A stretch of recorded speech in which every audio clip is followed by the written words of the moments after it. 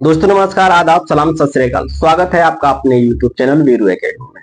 दोस्तों हम बायोलॉजी का सीरीज लेकर चल रहे थे, जिसमें से हमने डाइजेशन सिस्टम के बारे में कुछ जानकारी आपको दी है, जिसमें एलिमेंट्री कैनाल क्या होता है, डाइजेशन क्या होता है, डाइजेशन की प्रक्रिया क्यों होती है, क्यों जरूरी होती है, वगैरह वगैरह के बारे में कुछ जानकारी दिया था। पित्त के बारे में जानकारी दिया था कि पित्त कितने प्रकार के, यानी दांत कितने प्रकार के होते हैं, संरचना के हिसाब से दांत कितने प्रकार के होते हैं इत्यादि। चलिए एक बार फिर से हम क्विक रिवीजन कर लेते हैं सारी चीजों का। हम पढ़ा रहे थे आपको डाइजेशन। डाइजेशन को कहते हैं पाचन। पाचन होता क्या है दोस्तों? यदि बात करें पाचन के डेफिनेशन के बारे में, तो पाचन का डेफिनेशन में हम कह सकते हैं कि कॉम्प्लेक्स फूड को पाचन रस एवं एंजाइम की सहायता से सिंपल फूड में कन्वर्ट करने की जो प्रक्रिया होती है उसी को पाचन कहते हैं। ठीक है, अब बात करें दोस्तों कि ये पाचन होता किसमें है। ठीक है, तो वो पाचन होता है एलिमेंट्री कैनाल से।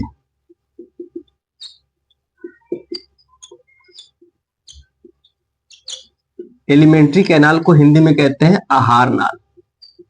आहार नाल। तो ये क्या होता है दोस्तों? मुंह से शुरू होता है। यदि हम बात करें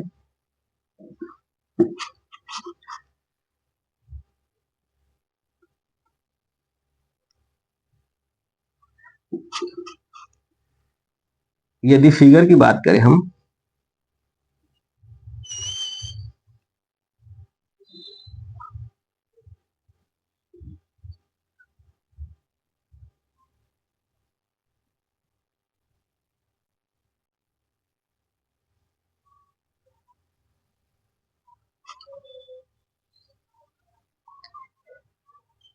शॉर्ट में मैं बना रहा हूं, समझने की कोशिश करिएगा आप लोग।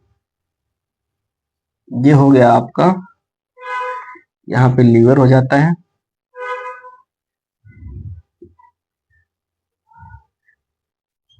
यहाँ पे स्टोमच हो गया, और यहाँ पे लिफ लाइफ संरचना होती है जिसे पैंक्रियाज कहते हैं। पैंक्रियाज जब आगे आता है तो ये लार्ज इंटेस्टाइन हो गया,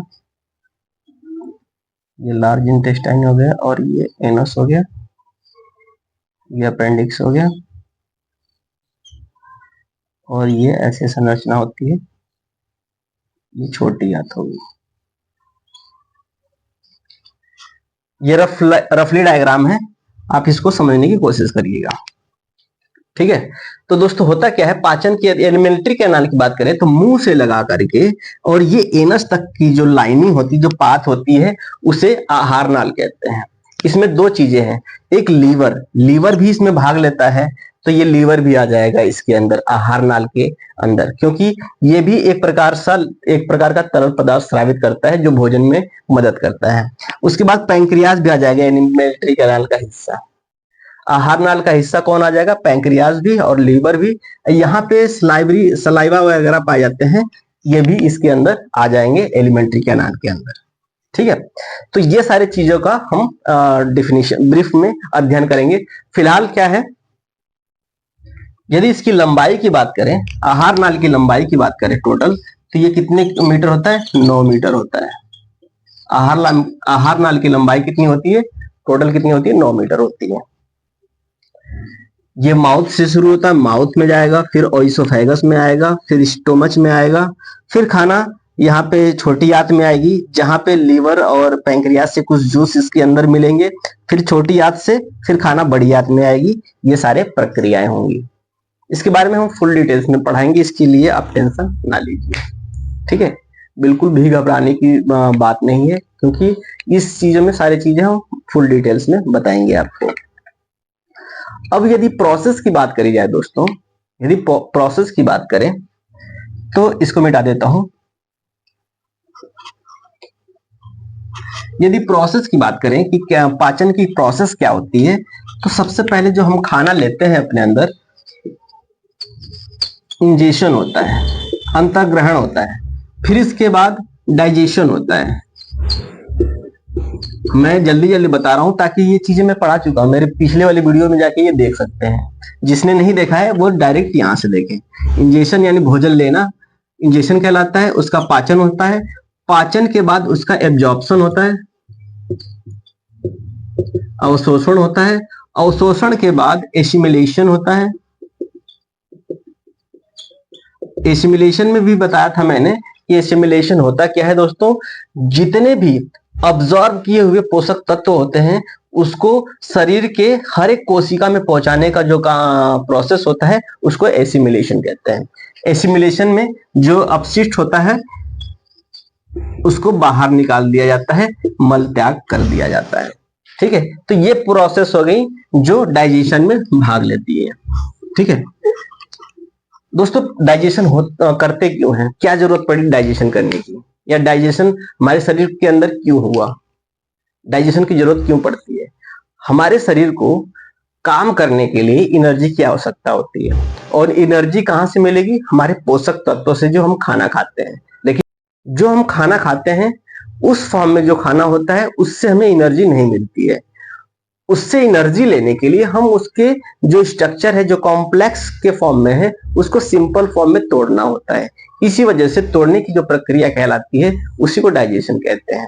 जो हम खाना लेते हैं अपने अंदर वो 3 प्रकार के होते हैं, कार्बोहाइड्रेट,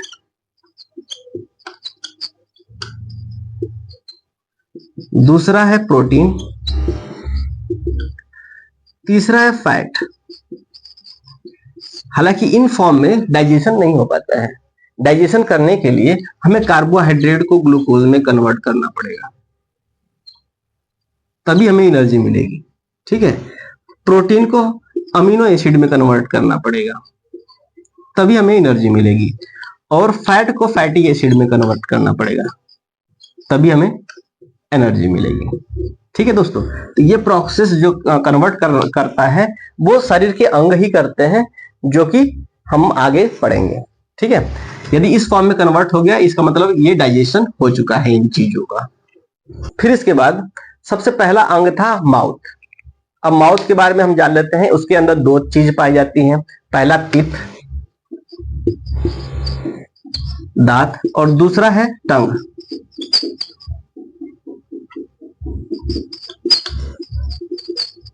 टंग यानी जीभ। 2 चीजें पाई जाती हैं, पहले दांत और दूसरा जीभ। ठीक है दोस्तों, इसको मिटा देता हूं। अब दांत के बारे में जान लेते हैं। सबसे पहले दांत के बारे में जान लेते हैं। दांत का स्ट्रक्चर कैसे बनाया था हमने, ऐसे ही तो कुछ बनाया था। ठीक है, ये मसूड़े हैं, गम। इसके निचले वाले हिस्से के, दांत के निचले हिस्से जो मसूड़ों के अंदर होते हैं इसको रूट बोलते हैं। ठीक है, और जो मसूड़ों के ऊपर वाला हिस्सा होता है उसे क्राउन बोलते हैं।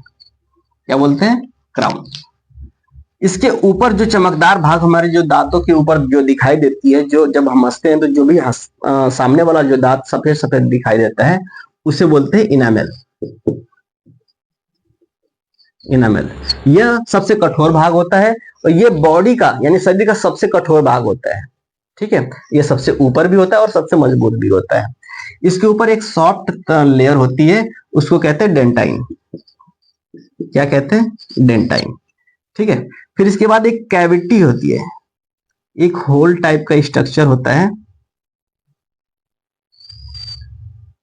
जिसके अंदर आर्टरीज और वेन्स। आर्टरीज और वेन्स की जरूरत क्यों पड़ी दोस्तों, क्योंकि यहाँ भी तो सेल है, इनको भी तो एनर्जी की आवश्यकता होती है। इस वजह से ये सारे पोषक तत्व यहाँ पहुंचाए जाते हैं। ठीक है, तो ये जो कैविटी होती है इसको कहते हैं रूट कैनाल। क्या कहते हैं, रूट कैनाल। ठीक है, तो ये रहे दांत के कुछ टाइप। और यदि स्ट्रक्चर की बात करा जाए, अब कैविटी कैसे होती है ये भी हमने बताया था, वो आप वीडियो में जाके देख लेना। अब स्ट्रक्चर के हिसाब से यानी संरचना के हिसाब से देखें तो 4 इंसीजर होते हैं, 2 कैनाइन होते हैं। ठीक है, कैनाइन हालांकि जानवरों में, जो जानवर होते हैं उनमें वेल डेवलप्ड होती है, यानी विकसित होती है पूरी तरह से, ये इतनी बड़ी होती है। ठीक है, हालांकि हम इंसान की बात करें तो वो छोटी ही होती है। ठीक है, कैनाइन। फिर इसके बाद 2 प्रीमोलार होता है और 3 मोलार होते हैं। 2 प्री मोलार इधर भी बना लेते हैं और 3 मोलार इधर बना लेते हैं। हालांकि मैं डिटेल्स में पिछली वीडियो में बताया हूं, उसमें जाके देख लेना। ठीक है, ये जो 4 होते हैं, 4 वो क्या होते हैं? इंसीजर। ठीक है, इसको कृंतक कहते हैं, कृंतक कहते हैं। ठीक है, और ये जो कैनाइन होता है इसे रदनक बोलते हैं। और ये जो होता है प्रीमोलार, प्रीमोलार इसको हिंदी में कहते हैं अग्र चवर्णक। क्या कहते हैं? अग्र चवर्णक। और लास्ट के जो 3 होते हैं इसको कहते हैं मोलार, यानी चवर्णक। ठीक है, ये तो स्ट्रक्चर के हिसाब से दांत के प्रकार है। सबसे पहले बच्चों में यही दांत निकलते हैं, इंसीजर। और इसके बाद इंसीजर कैनाइन निकालने के बाद प्रीमोलार मोलार निकल जाता है, यानी चवर्णक दांत निकलते हैं। बाकी ये जो दांत होते हैं प्रीमोलार जो होते हैं अग्र चवर्णक, वो बाद में निकलते हैं। तो यदि वयस्क की बात करें तो वयस्क का यही होता है। यहां से अब 4 भाग कर देंगे तो 2 इंसीजर यहां हो गया, 1 कैनाइन हो गया, 2 1। और प्रीमोलार कितने हैं? 2 और ये 3। यानी ये जो फॉर्मूला है 2 1 2 3 2 1 2 3 2 1 2 3 2 1 2 3, ये वयस्क का डेंटाइन फॉर्मूला है या डेंटल फॉर्मूला है। ठीक है, यदि बात करें चाइल्ड की तो चाइल्ड की दोस्तों ये 2 नहीं निकला रहता है, ये 2 नहीं निकला रहता है, और ये भी नहीं निकला रहता है, ये भी नहीं निकला रहता है।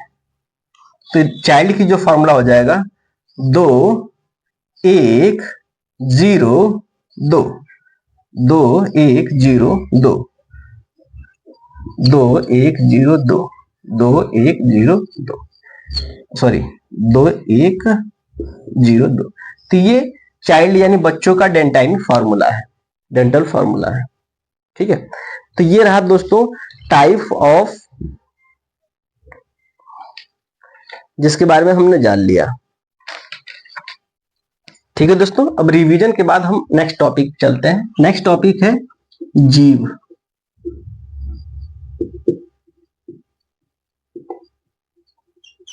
टंग। ठीक है, इसके बारे में जान लेते हैं। जीभ आपके अंदर भी है और मेरे अंदर भी है, सबके अंदर जीभ पाया जाता है। ये क्या कहलाता है? टंग कहलाता है। हालांकि इसमें हड्डी नहीं होता है, सिर्फ मसल्स होते हैं, मांसपेशियां होती हैं, इस वजह से इसको मस्कुलर आर्गन कहते हैं।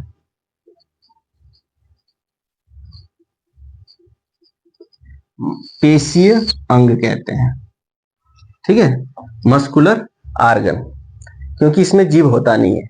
और ये जो जीभ होता है ये पीछे एक हड्डी से जुड़ा होता है, एक हड्डी से जुड़ा होता है। यहाँ पे यू शेप की संरचना होती है, ये यू शेप की। ये जो यू शेप का बोन होता है इस बोन को हाइयोइड बोन बोलते हैं। इस बोन को या इस हड्डी को क्या कहते हैं? हाइयोइड बोन। ठीक है दोस्तों, तो ये हाइयोइड बोन से जुड़ी होती है, इसके अंदर मसल्स होते हैं, हड्डी नहीं होती है, इस वजह से इसको मस्कुलर आर्गन कहते हैं। यदि फंक्शन की बात करें कि जीभ की फंक्शन क्या होती है, तो इसके अंदर 2 फंक्शन होता है। पहला टेस्ट देता है, ठीक है, और दूसरा क्या करता है? ये लार को भोजन में मिलाता है, लार को भोजन में मिलाता है। ठीक है, तो इसके 2 फंक्शन है। ठीक है दोस्तों, इस सारी चीजों को हम बारी बारी से देखेंगे। पहला टेस्ट की बात करेंगे। यदि हम हड्डी बनाए यहां पे ऐसे होता है,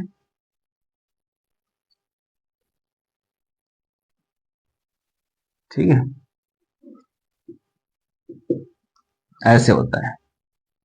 हालांकि स्ट्रक्चर कुछ खा हम कोई निश्चित शेप नहीं होता है, हालांकि नॉर्मली यदि बात करें तो ऐसा ही होता है। इसको किसी आकार में चेंज कर सकते हैं, जैसे तो क्या शेप है, कोई शेप रेगुलर तो है नहीं, कोई निश्चित शेप तो है नहीं। यदि नॉर्मली बात करें तो ऐसा ही होता है, ठीक है। तो नॉर्मल जो स्ट्रक्चर होता है दोस्तों जीव का, वो ऐसा ही होता है, ठीक है। तो इसके ऊपर ये छोटे छोटे उभार होते हैं, इस उभार को हम बोलते हैं पैपिला,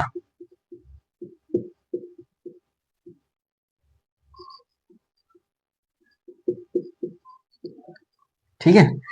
इसी के ऊपर हमारा टेस्ट बर्ड होते हैं, यानी स्वाद कलिका मौजूद होती हैं, जो हमें स्वाद प्रोवाइड कराती हैं, ठीक है। तो हमारा अभी पहले हम जान लेते हैं स्वाद के बारे में, ठीक है। तो जीभ हमारा क्या काम करती है, एक तो स्वाद देती है, दूसरा लार हमारे भोजन में मिलाती है, ठीक है। अब दोस्तों आगे चलते हैं कि जो हमारा टेस्ट एरिया है, यदि बेसिक टेस्ट एरिया की बात करें, basic taste area, basic taste area यानी किस जीव के किस एरिया से कौन कौन सा स्वाद हमें पहचानने को मिलता है। तो हम यहाँ पे स्ट्रक्चर एक और बना लेते हैं दोस्तों। यदि बेसिक टेस्ट एरिया की बात करें तो हर एक जीव की अलग अलग जगह पे अलग अलग स्वाद कणिकाएं पाई जाती हैं, टेस्ट बर्ड अलग अलग जगह पाए जाते हैं। तो नॉर्मली हम लेके चल रहे हैं जीव को ऐसे, फिगर पे मत जाइएगा, हम जो कहना चाहेंगे उस पर ध्यान दीजिएगा।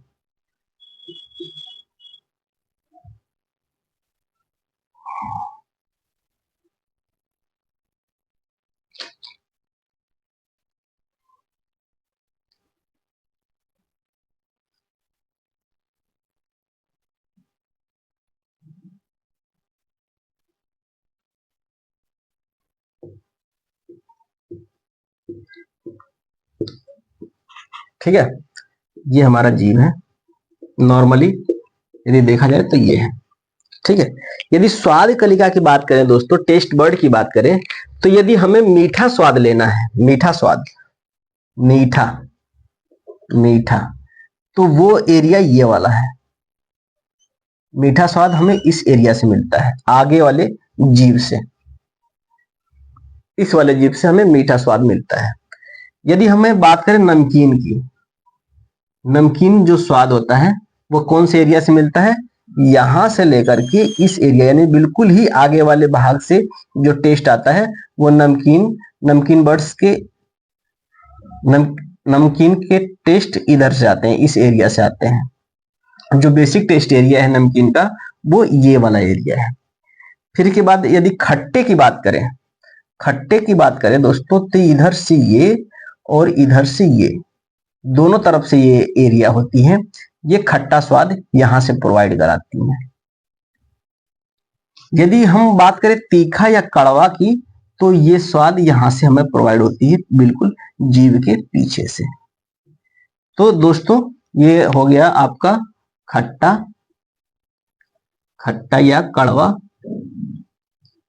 और ये हो गया आपका कौन से कलर का, तीखा, जो मिर्च में होती है, जो आंवले में और नींबू में होते हैं, खट्टा कड़वा। नमकीन, नमकीन आपने खाया ही होगा, और मीठा यानी बर्फी, काजू कतरी वगैरह, रसगुल्ले वगैरह तो खाए ही होंगे। तो ये मीठा स्वाद यहाँ से आती है। तो ये बेसिक टेस्ट एरिया है जो हमारे जीभ में पाया जाता है। इसको मिटा देता हूं, इसके बाद हम चलते हैं अगले टॉपिक पे। हमने जीभ के एक फंक्शन को हमने तो जान लिया कि वो क्या करता है, टेस्ट बर्ड्स उसमें पाए जाते हैं और टेस्ट प्रोवाइड करता है खाने का। अब दूसरे फंक्शन हम जान लेते हैं उसका, जिसके अंदर लार ग्रंथियां आती है।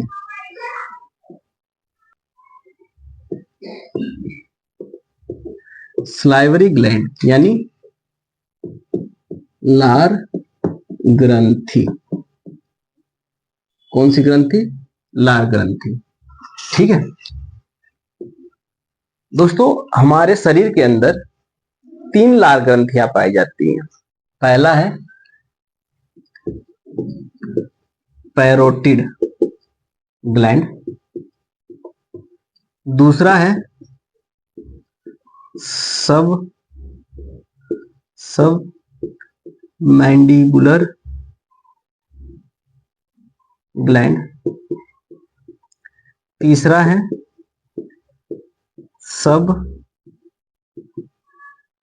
Sublingual gland.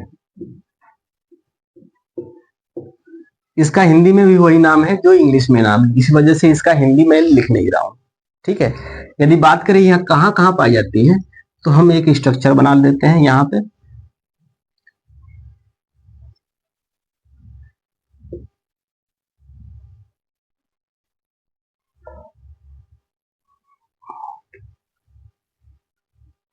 यहां पे एक ग्रंथि पाई जाती है, इस ग्रंथि को कहते हैं पैरोटिड ग्लैंड। ये कौन सी ग्लैंड है? Parotid gland.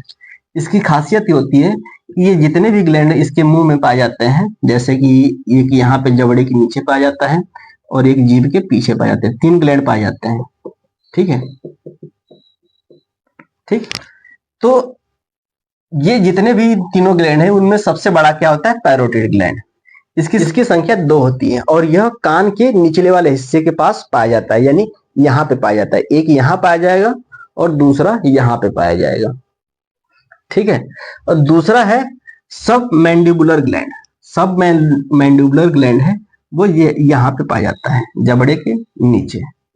यदि यहाँ की बात करें जाए तो ये इसकी खासियत क्या होती है दोस्तों, ये 70 से 75% लार अकेले ही उत्सर्जित करता है। 70 से 75% लार अकेले ही उत्सर्जित करता है। सब लिंगुअल ग्लैंड की बात करें तो वो यहाँ पे पाया जाता है और यह जीभ के सिर ठीक पीछे पाया जाता है। और इसकी खासियत ये होती है कि यह इन तीनों ग्लैंडों में सबसे छोटा ग्लैंड है। ठीक है, और यह स्रावित क्या करते हैं? लार। अब बात करें दोस्तों लार की, इसको मिटा दें, इसको मिटा देता हूं, एक बार फिर बता देता हूं कि हमारे अंदर 3 लार ग्रंथियां पाई जाती हैं। सबसे बड़ी लार ग्रंथि जो होती है पैरोटिड ग्लैंड कहलाती है। उसके बाद जीभ के ठीक पीछे एक ग्लैंड होती है, उसको सबलिंगुअल ग्लैंड कहते हैं। इसकी खासियत ये होती है कि इन तीनों ग्लैंड में सबसे छोटी ग्लैंड यही होता है। अब अगला है सब मैंडिबुलर ग्लैंड। इसकी खासियत ये होती है कि ये जबड़े के नीचे पाया जाता है। ये किसके नीचे पाया जाता है? जबड़े के नीचे। और इससे 70 से 75% लार अकेले ही स्रावित करता है। ठीक है, अब लार के बारे में जान लेते हैं। लार होता क्या है दोस्तों? हमारा जो लार होता है उसके अंदर 98% यानी 98% जल पाया जाता है। कितने प्रतिशत जल पाया जाता है? 98% वाटर पाया जाता है। बाकी बचे 2% में क्या पाया जाएगा? एंजाइम, सोडियम, पोटेशियम,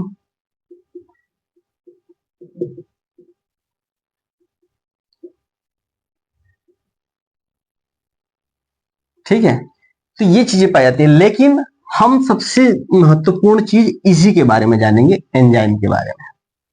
किसके बारे में जानेंगे? एंजाइम। तो हमारे शरीर में जो 2% हिस्सा है वही सारे प्रक्रिया को यहाँ पे देखता है। ठीक है, तो एंजाइम की बात करें तो हमारे शरीर में 2 प्रकार के एंजाइम स्रावित होते हैं लार ग्रंथियां से। पहला है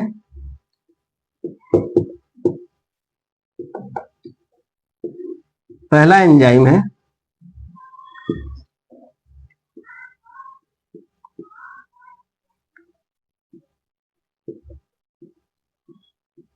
सलाइवरी अमाइलेज और दूसरा है लाइसोसोम एंजाइम। ठीक है, इसको सलाइवरी अमाइलेज क्यों कहते हैं? हालांकि अमाइलेज जो होता है दोस्तों वो 2 पार्ट से स्रावित होता है। एक पैंक्रियाज से यानी अग्नाशय से और दूसरा यहाँ से मुंह से। तो ये सलाइवा से निकलता है, इसी वजह से आइडेंटिफिकेशन करने के लिए इसको सलाइवरी अमाइलेज कहते हैं। इसका एक और नाम है टाइलिन। इसका एक और नाम है कौन? टाइलिन। तो इसको टाइलिन के नाम से भी जाना जाता है। ऑप्शन में जब हम क्वेश्चन करेंगे तो टाइलिन भी रहता है, कंफ्यूज रहते हैं कि अमाइलेज हमने पढ़ा है, टाइलिन कहाँ से आ गया। तो इसमें कोई भी डाउट नहीं करना है, अमाइलेज को ही टाइलिन कहते हैं। ठीक है। अब दोस्तों ये क्या करता है, ये स्टार्च को माल्टोज में कन्वर्ट कर देता है। अब बताइए सर कि ये स्टार्च को माल्टोज में समझ में नहीं आया कुछ, थोड़ी एक्सप्लेन करके समझाइए। दोस्तों स्टार्च, मान लीजिए कि ये कार्बोहाइड्रेट का ही एक फॉर्म होता है। मान लीजिए कार्बोहाइड्रेट है, इसका दूसरा जो फंक्शन होता है, मान लीजिए इसके कुछ छोटे टुकड़े हो गए तो उसको कहा गया स्टार्च। ठीक है। अब इस स्टार्च को तोड़ने के बाद सिंपल फॉर्म में कन्वर्ट करेंगे जब, तो ये ग्लूकोज के दो पार्टिकल बनेंगे जिसको कहेंगे माल्टोज। यानी जो स्लाइवरी अमाइलेज है यानी टाइलिन जो एंजाइम है, वो क्या करता है, स्टार्च हमारे जो भोजन खाते हैं वो स्टार्च के फॉर्म में होता है या कार्बोहाइड्रेट के स्टार्च के फॉर्म में होता है। ठीक है। उस स्टार्च को किस में कन्वर्ट कर देता है, माल्टोज में। अभी इसका पूरा डाइजेशन नहीं हुआ है, पूरा डाइजेशन तब माना जाएगा जब इस स्टार्च को ग्लूकोज में कन्वर्ट कर दिया जाए। जब ग्लूकोज में कन्वर्ट हो जाता है, जब भी कार्बोहाइड्रेट ग्लूकोज में कन्वर्ट हो जाता है तो उसका पूरा डाइजेशन हो जाता है। लेकिन कार्बोहाइड्रेट के एक फॉर्म यानी स्टार्च, कार्बोहाइड्रेट के एक फॉर्म, इसे ये कार्बोहाइड्रेट है, इसके फॉर्म, एक फॉर्म मतलब उसके प्रकार, यानी कार्बोहाइड्रेट का एक प्रकार होता है जिसे स्टार्च बोलते हैं। ठीक है। ये स्टार्च को तोड़ने के एंजाइम जब हम इसमें डाल देते हैं तो ये माल्टोज में सिंपल फॉर्म में यानी सिंपल फॉर्म में माल्टोज में कन्वर्ट कर देता है। अब इसका फर्दर डाइजेशन होगा जब इस माल्टोज को ग्लूकोज में कन्वर्ट कर दिया जाएगा। लेकिन ये एक स्टेप तो तोड़ा, तो ये भी एक महत्वपूर्ण अंग है जो कि किसमें, ग्लूकोज कार्बोहाइड्रेट की स्टार्च के फॉर्म को माल्टोज में कन्वर्ट कर देता है। और फिर इसके बाद आगे जो होगा वो माल्टोज को ग्लूकोज में कन्वर्ट होगा और हमें एनर्जी प्राप्त होने लगेगी। ठीक है। और अब बात करें कि लाइसोसोम क्या करता है, बताइए दोस्तों। लाइसोसोम एक एंजाइम होता है, हालांकि लाइसोसोम एक पार्ट होता है कोशिकांग का भी, लेकिन कोशिका का काम क्या करता है, वो क्या करता है, जो डेड सेल होते हैं उसको लाइसोसोम मार के खत्म कर देता है। लेकिन यहाँ पे जो लाइसोसोम है ये एक एंजाइम है। ये क्या करता है, इसका काम क्या होता है, लाइसोसोम जो एंजाइम होता है वो मुंह में आए हुए जब हम खाना खाते हैं तो उसमें कई प्रकार के बैक्टीरिया या कीटाणु वगैरह चले जाते हैं, तो उनको खत्म करने का, यानी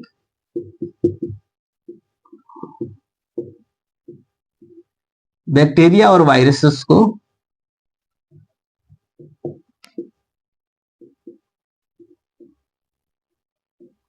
खत्म करता है यानी मार देता है। यानी लाइसोसोम एंजाइम भी हमारे लिए बहुत उपयोगी है। जब हम खाना खाते हैं या सेव वगैरह खाते हैं, बिना धोए खा लेते हैं, तो वो क्या करता है, उसमें अंदर बैक्टीरिया और वायरसेस कई सारे हमारे पेट में चले जाते हैं। तो ये जो एंजाइम क्या करता है, उन बैक्टीरिया और वायरस को वहीं पे मार देता है, मुंह में ही मार देता है। इसी वजह से कहते हैं कि खाने को बिल्कुल चबा के खाना चाहिए ताकि ये लाइसोसोम अपना प्रॉपरली फंक्शन कर पाए। वैसे ही सलाइवरी अमाइलेज भी अपना प्रॉपरली फंक्शन कर पाए ताकि स्टार्च को माल्टोज में आराम से तोड़ सके। ठीक है। अब ये स्टार्च और माल्टोज सारे मिल करके खाना को बिल्कुल मिला चुके हैं, खाने में बिल्कुल, भोजन में बिल्कुल एकदम प्रॉपरली तरह से मिक्स हो चुका है।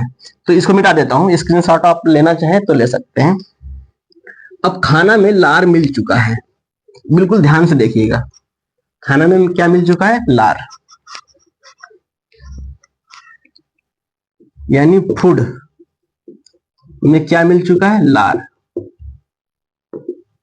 जब खाना में लार मिल जाता है तो ये एक फॉर्म का रूप लेता है जिसे कहते हैं बोलस।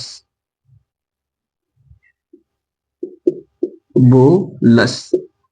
ठीक है। ये क्या होता है, एक सेमी सॉलिड होता है, यानी अर्ध कठोर हो जाता है। जैसे एक गम होता है ना, सॉलिड और लिक्विड, इनकी दोनों के बीच की एक मीडिएटर लाइन होती है, उसे कहते हैं सेमी सॉलिड। ठीक है दोस्तों, तो एक कद्दूकस के फॉर्म में कन्वर्ट हो जाता है। अब हमने क्या करा, यहाँ पे देखा कि हमने खाना खाया, दांत ने उसे खूब पीसा, दांत के बारे में भी अध्ययन कर लिया। दांत में पीसने के बाद हमने सलाइवरी ग्लैंड जितने भी होते हैं, लार जो ग्रंथियां होती हैं, वो लार निकालती हैं। और लार कितने प्रकार के ग्रंथियों से निकलता है, कितने ग्रंथियां होती हैं, उसमें से जो लार निकलता है, उस लार की क्या खासियत होती है, कितने प्रतिशत पानी पाया जाता है और कितने प्रतिशत उसमें एंजाइम पाया जाता है। अब एंजाइम के बारे में बात करें तो कौन से दो एंजाइम होते हैं वो इसमें महत्वपूर्ण भूमिका निभाते हैं। पहला है सलाइवरी अमाइलेज और दूसरा था क्या, लाइसोसोम। सलाइवरी अमाइलेज क्या करता है, कार्बोहाइड्रेट के स्टार्च वाले फॉर्म को किसमें कन्वर्ट कर देता है, माल्टोज में कन्वर्ट कर देता है। और वही जो लाइसोसोम था वो किस फॉर्म होता था दोस्तों, वो खाना खाते वक्त हमारे शरीर में जो वायरस और बैक्टीरिया चले जाते हैं उसको मारने का काम करता है। ठीक है, उसके बाद खाने के साथ लार प्रॉपरली तरीके से मिक्स हो चुका है इस समय। अब हम इस फॉर्म को जो कहेंगे, इस रूप को कहेंगे बोलस। क्या कहेंगे, बोलस। और ये रूप क्या क्या होता है, सेमी सॉलिड के फॉर्म में होता है, यानी सॉलिड और लिक्विड के बीच का एक रूप होता है, जिसे कद्दूकस या हलवा टाइप का हो जाता है। ठीक है, और उसी को जीभ के माध्यम से हमारे आहार नाल के फूड पाइप में डाल दिया जाता है। तो हम चलते हैं फूड पाइप के बारे में पढ़ते हैं। ठीक है, ये सारी चीजें हमने देख लिया, अब चलते हैं फूड पाइप। फूड पाइप, इसको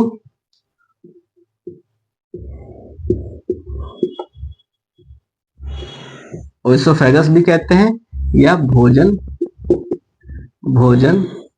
नली भी बोलते हैं। ठीक है, यदि हम इसके बारे में बात करें दोस्तों, ये रहा, हमने बना देता हूं छोटा सा, कैसे बना रहा हूं ये भी देख लेना, कभी बनाने की जरूरत पड़े तो बना लेना। ठीक है, ऐसे ये हम इंसान बना रहा है, ये मुंह हो गया, मुंह से एक नली आती है और एक नाक से नली आती है और आके आपस में मिल जाती है। फिर एक इधर चला जाता है विंड पाइप की तरफ, और पीछे की साइड से एक नली आती है, वही क्या कहलाती है, ओसोफेगस कहलाती है, यानी फूड पाइप कहलाती है। ठीक है, यहाँ पे लीवर हो जाता है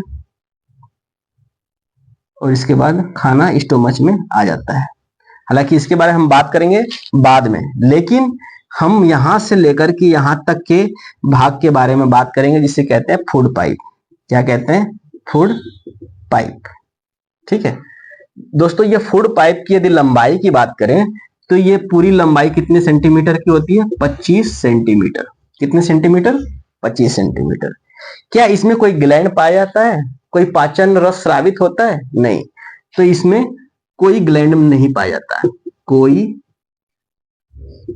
ग्लैंड नहीं पाया जाता है। ठीक है दोस्तों, इसकी खासियत क्या होती है, खासियत बहुत इसकी हैवी है दोस्तों। जो भी हम चीजें खाते हैं या पीते हैं, यदि खड़ा रहते हैं तो ग्रेविटेशन के कारण हमारे पेट में चला जाता है। एक तो हम ये सोचते थे, लेकिन ऐसा नहीं होता है, क्योंकि जब हम लेटे रहेंगे तब भी हमारे पेट में जाएगा। ये नहीं कि हमारे इधर बाहर निकल के गिर जाएगा, ऐसा नहीं है।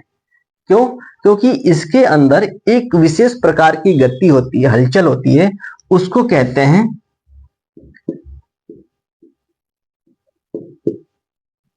क्रमाकुंचन गति। उस गति को क्या कहेंगे, क्रमाकुंचन गति। अब ये क्या करता है, यहां से पिचकता है और खाना को आगे की तरफ ढकेलता है। फिर जब खाना आगे पहुंच जाता है तो फिर यहां से पिचकता है और खाना आगे की तरफ ढकेल देता है। फिर यहां पिचकता है और खाना आगे की तरफ ढकेल देता है। तो ये संकुच, ये जो क्रमाकुंचन गति होती है, इसी के कारण खाना हमारे पेट में आता है। यही कारण है कि जब हम सोते रहते हैं तब भी हमारा खाना पेट में ही जाता है, कहीं इधर उधर नहीं जाता है। क्योंकि जब हम खाना निगल करके हम ऑइसोफेगस यानी पाइप में डालते हैं तो फूड पाइप अपनी प्रक्रिया शुरू करने लगता है और ये खाना को क्रमाकुंचन गति के कारण पेट में डाल देता है। इसके बाद खाना आ जाता है पेट में। पेट वाला लेक्चर हम कर लेंगे। तो दोस्तों आज के लिए बस इतना ही। मिलेंगे कल नए उमंग, नए तरंग और नए जोश के साथ। तब तक के लिए जय हिंद।